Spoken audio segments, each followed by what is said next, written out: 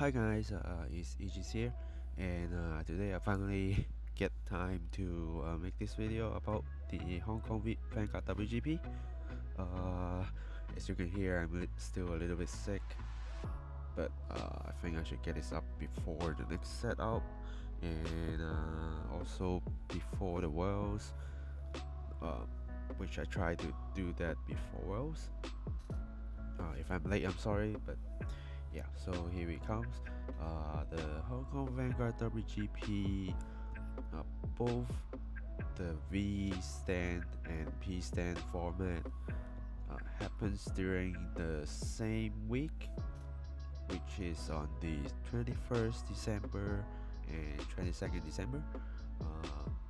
We first get the V stand format first, and then we also get the P stand and put the finals on the next day for P stand.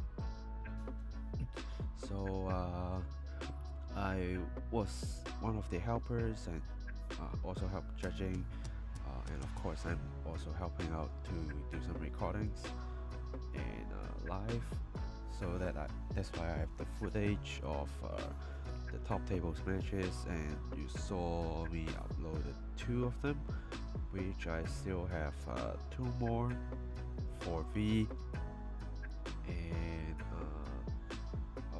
about 2 or 3 more for P stand, because the final, for some reason I couldn't save the higher quality version, but I do have some kind of a backup with a lower quality.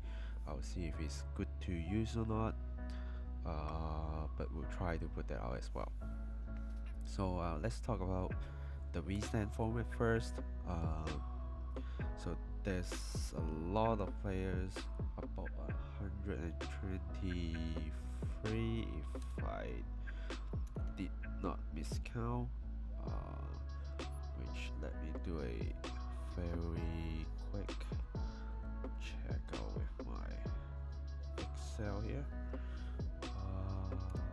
Yes, 123, and the ratio is as follows.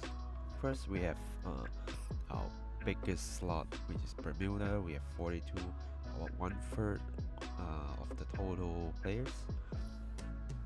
And then we have 12 Shadow Paladin, 10 Gold Paladin, 7 Palemoon, 7 Great Nature, 6 Nubatama, 5 Narukami, 4 Kagero, 4 Nova Grapplers, 3 Tachikase, 3 Aquaforce, 3 Murakumo, 3 Dark Irregulars, 3 Dimension Police, 3 Link Joker, 2 megacolony, 1 Angel Feathers, 1 Gear Chronicle, 1 nectar, 1 Spike Brothers, 1 Royal Paladin, and 1 Genesis. So I don't think we have Angel Feathers here, and let's see, I don't think I mentioned Grand Blue here. Yeah, well, we have 1 Angel Feathers, but I don't see any Grand Blue here. So unfortunately we don't have Grand Blue, because it's probably not a very good choice to take for a very serious tournament for now, but I do hope they get better later. And then after a few rounds of squeeze, we get into top 16, and the race is as follows. We have 7 Bermuda, so again close to half, and then we have 3 Shadow Paladin, 2 Narukami, 1 Palemoon, 1 Gold Paladin, 1 Great Nature, and 1 Spike Brothers, which I am surprised to see Spike Brothers here. And before we have the top cut, I'm also surprised to see like 3 Dimension Police and 3 Link Jokers, because Dimension Police is good, but usually people will take other as options, and Link Joker, they are kind of die out, even though their Deleter's Messiah engine is not that bad if you can pull it off, but Bermuda is just so strong, so I don't see them survive that easily because they are kind of a slower deck, so they might just face a very bad matchup if they fight Bermuda and they just keep rushing them. So back to the top table. So after the top 16, we get into top 8. We have also the ranking actually, which first 3 places are both Bermuda, and then the 4th place is Palemoon, 5th is Narukami, 6th is Shadow Paladin, 7th is Great Nature, and 8th is Gold Paladin. So it's nice to see Great Nature and Gold Paladin stays because they should actually count as the latest set that comes out with the WGP day, because Bermuda is slightly out. It's like barely stay on the line. That's why they kind of ruined the ratio, but it is what it is. And Bermuda in V format, they show themselves strong and valuable once they release. So and they just release like 1 to 2 times per year. So well, Bermuda do need some love, and they got the power. That's why. So we can also take a look at the top 2 list, because the 3 of them are Bermuda. So I think we should pick something from the top and have a look. Then we can see if something is interesting or not. Which we can see the 2nd place is I would say a normal Riviere build.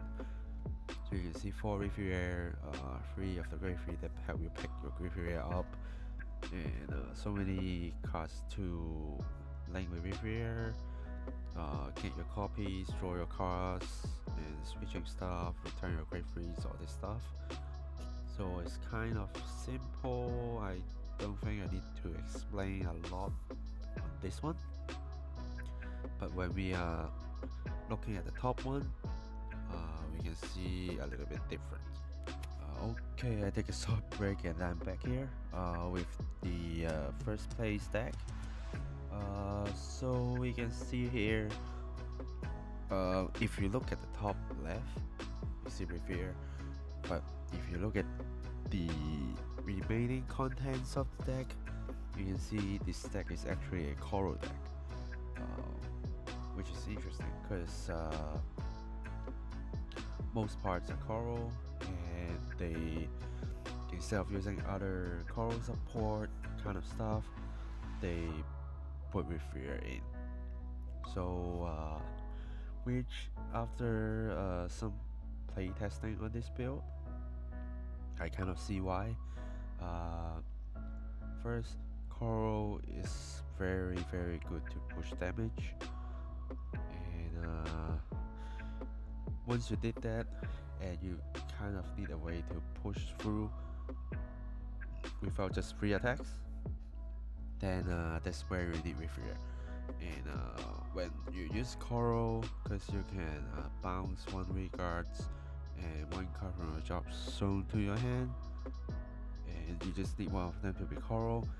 So if you have Riviere in your drop, you can just take that back, and once you save enough Riviere, you just ride Riviere, get another force marker, and then like go all in and keep Superior riding,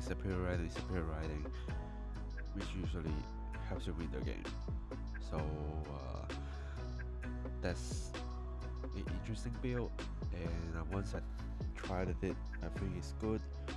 Even though pure coral or pure Riviere, they are also strong, of course, but different kinds of combination that you can try, I think is also interesting too.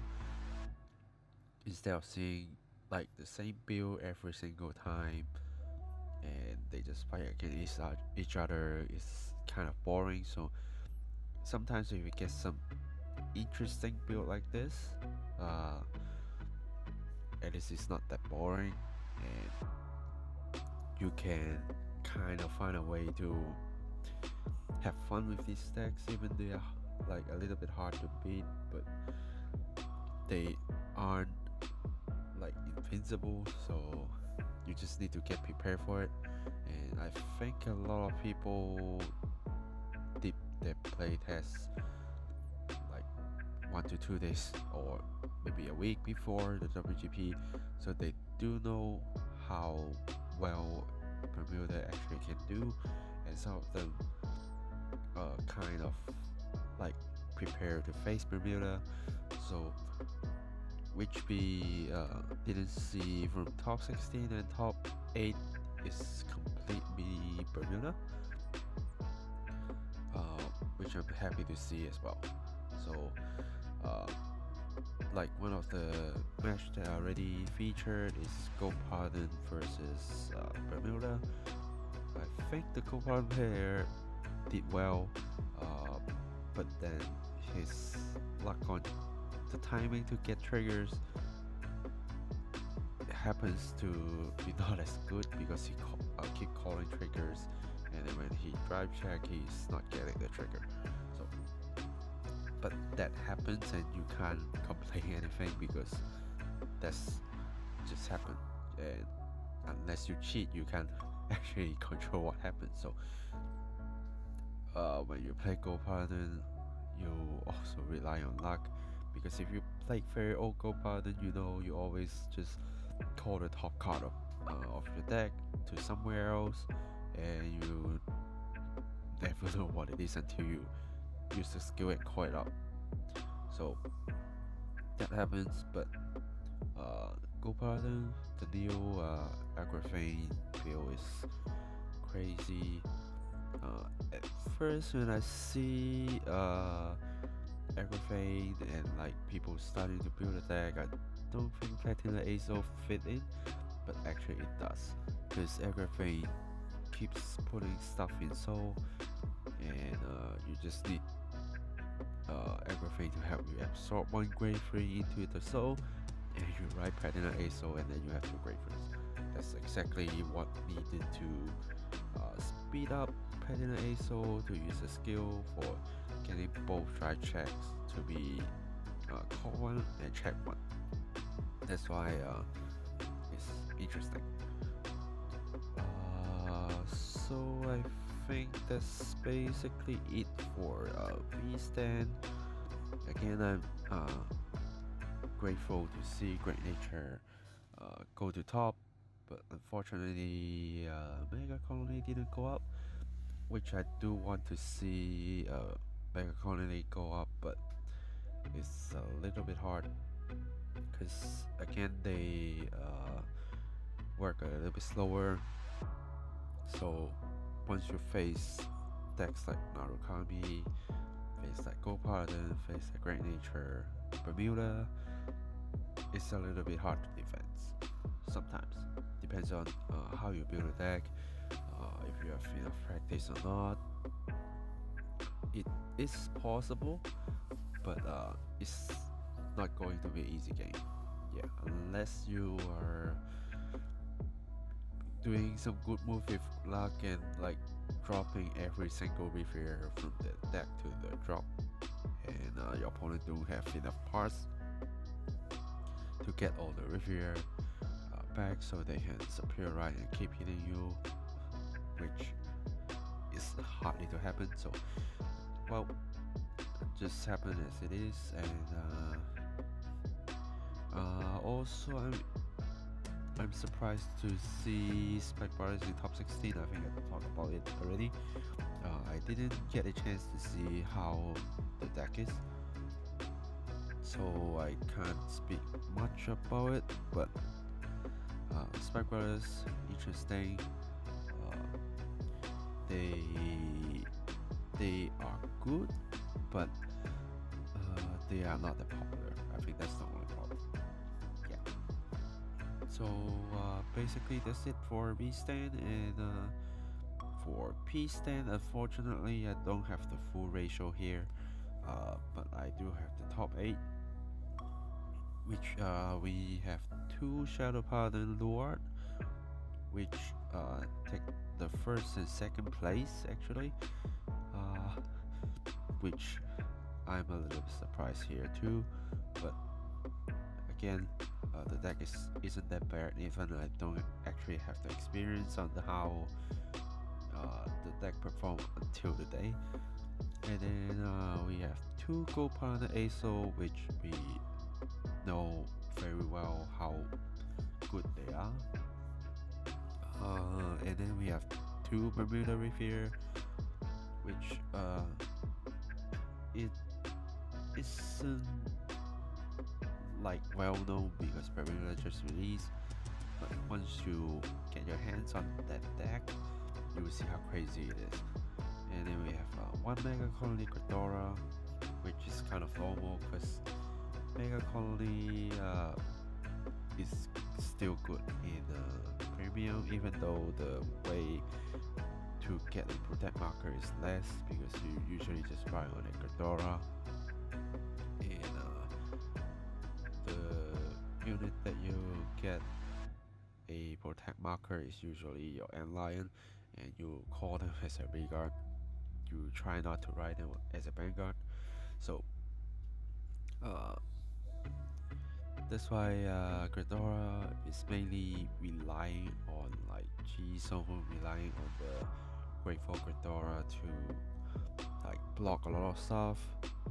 And I can't tell if I recorded it, but I think I did.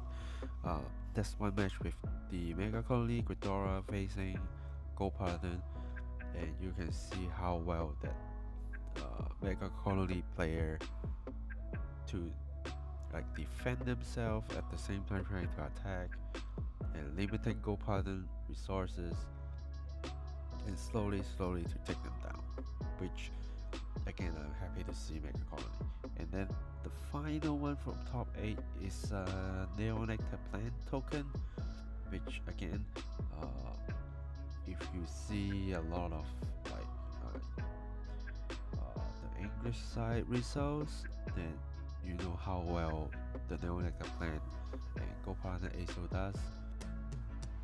So I think we need to talk a little bit about the Bermuda Riviere, how good it is, because first you use your old ride chain, Grade 0, which you then ride on a Grade 1, the new version of Riviere. It doesn't matter because it's the Grade 0 skill to have you search for Grade 2, even though it just look at top 7 and pick 1, and if you're lucky, the build is actually using one of the old Riviere and then 3 of the new one, so that if you can pick the old one and you ride on it, it's a 10k base, helps you draw a card, so very helpful. And on Grade 3 you ride on the new Riviere, which you gain a force marker, you can do all your keep attacking swings. And don't forget, we still have the Grade 2 Riviere support that says when your Riviere attacks, I think basic Vanguard attacks, Riviere Vanguard attacks, you can bounce that unit and call it back. And imagine if you have 2 force marker under it. So you put 2 force marker there, it's a 29k by itself, swing, and then your Riviere attacks, and then it will bounce and you call that back, it's another 29k attacker, and then your Riviere re-ride, and then you swing with that again, swing with Riviere, and you keep doing this. So as long as your Riviere keep attacking, you can keep calling the Grade 2, and as long as your opponent is not getting like a whole bunch of triggers to put themselves on very high defense, like above 30k, you are just going to keep taking that hit until you die. And it's just crazy, because I tested it and I know how crazy it is. So if I can find my footage, I will try to put that up as well. then it's not as crazy as I say right now, but you can see how that works. Yeah, so I will also put the top 2 places Shadow Paladin here. The Luard build, unfortunately I can't tell you too much, but based on what I see, the weakness is this deck is a GB deck, and a lot of skills requires you to at least try it once. Like not with the new cards like the main, Swordbreaker, and maybe a Mahal, Blaster Dark, some all this stuff, but all other stuff usually requires you to at least try it once, and that's the hard bit, because you just need to hit them hard enough early game, so before they strike they use up all the resources, or you try not to hit them that hard, which is the other way, so that they don't have to counter blast. For example, the Dragonfall Luard to use the skill, all this stuff, then you can probably kind of torture them if you do it right. But this deck, because they can simply call great ones, so if you are a deck that relies on multiple attacks, then that Great Elemental there is going to stop you, basically. And this one match that I recorded with Gold Paladin versus one of the Shadow Paladins, and they call that Elemental there, and there's a little bit argument there on how that card works, but of course we figured that out, and that hurt the Gold Paladin player and ruined his plans. So this deck is strong and easy to recycle, and they can also put high power on attacks. And, well, just basically I think that's all that we need to know. High power, keep recycling, and can keep help you draw cards, fitting your deck, all this stuff. And then the third place we have our Gold Paladin. That's the last picture that of the deck that I can show you, because I only took the first 3 places. Yeah, and they're happy to show me the decks. Maybe because I'm one of the judges on the day and helper, so they're willing to. And you can see here, again, nothing very special here, but we can see the grade 3 ratios is quite high. We have 4 Blonde Ezel, we have 4 Raven Hair, we have 3 Platinum Ezel, and we also have 3 Sacramo. That's a lot, but you do need that much to push, and they only running 8 grade 2s, which is all about superior riding and superior calling, and only 2 of the Gareth, which is interesting. If I'm going to build a deck, I'll probably put a 3rd copy just in case I need it. But overall it's not hard to understand, but this deck do require you to have a little bit counter blast to do a lot of stuff. So one of the good way to fight against it is try not to give them counter blast. So even though they can still call stuff by soul blasting or just attacking all this stuff, but at least you can stop some of the calling. And for example, Raven Hair, you can stop them to getting crit if you don't give them counter blast.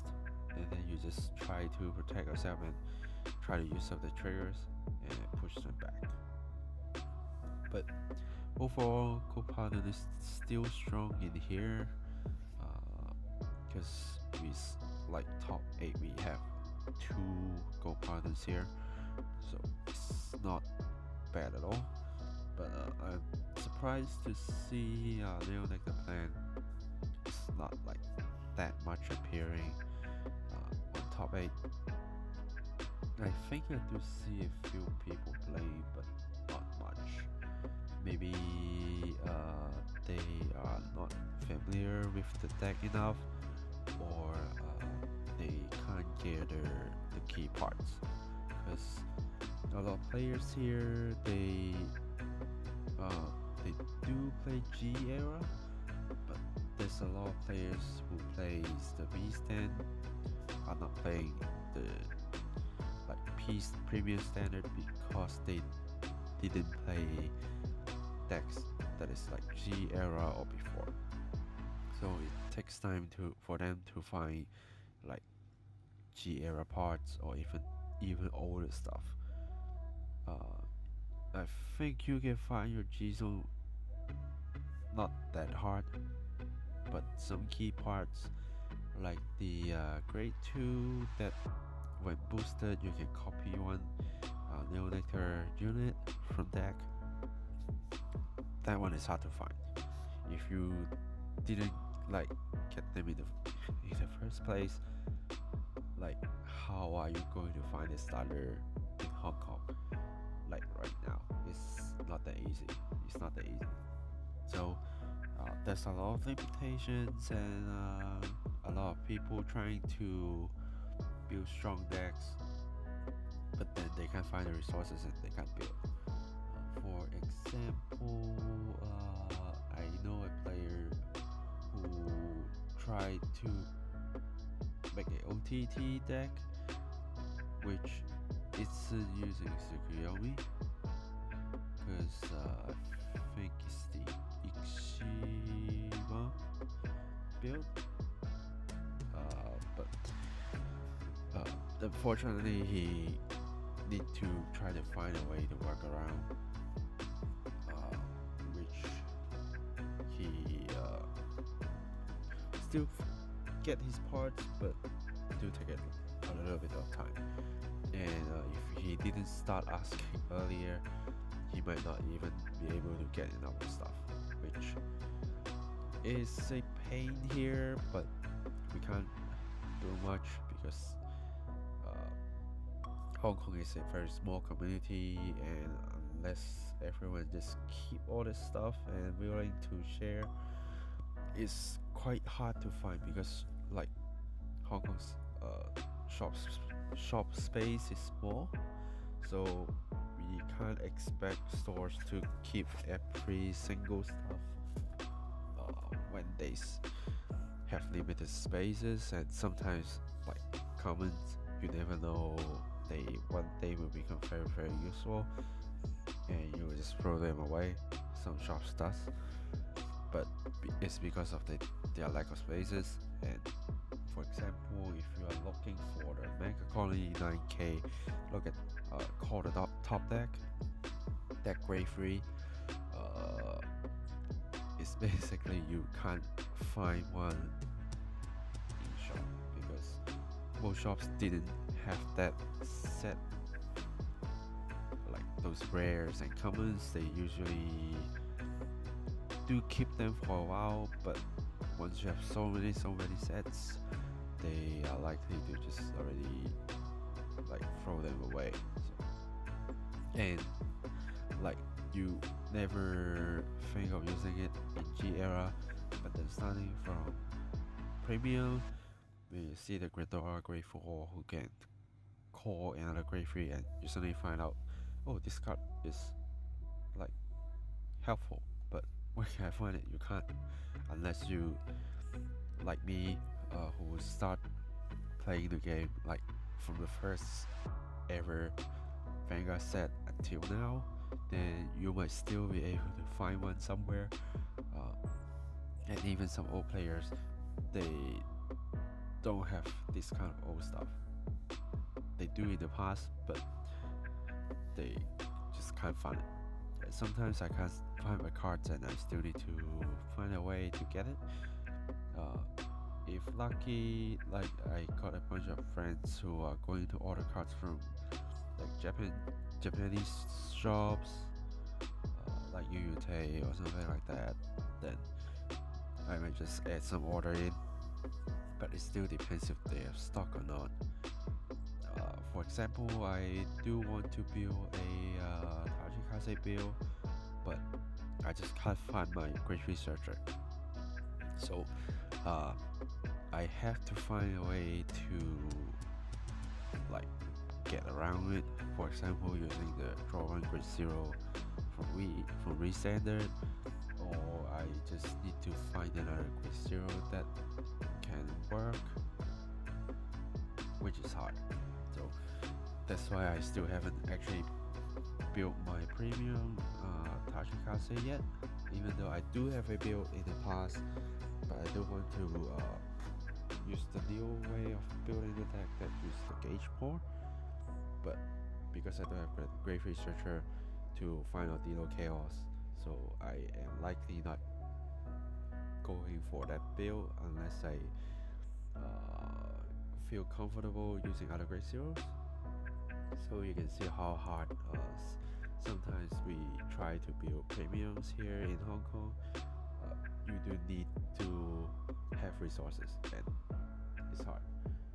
So I think it's a little bit off topic, kind of off topic here, but do hope you enjoy this and see how the Hong Kong community pick the clans in different formats, and how differently it is with other places like Japan, like Europe, like US, like Australia. Yeah, so do let me know what you think about this ratio, and of course I have already shown you my the deck list that I captured, and some of them are from other places, and I will put the sources there already.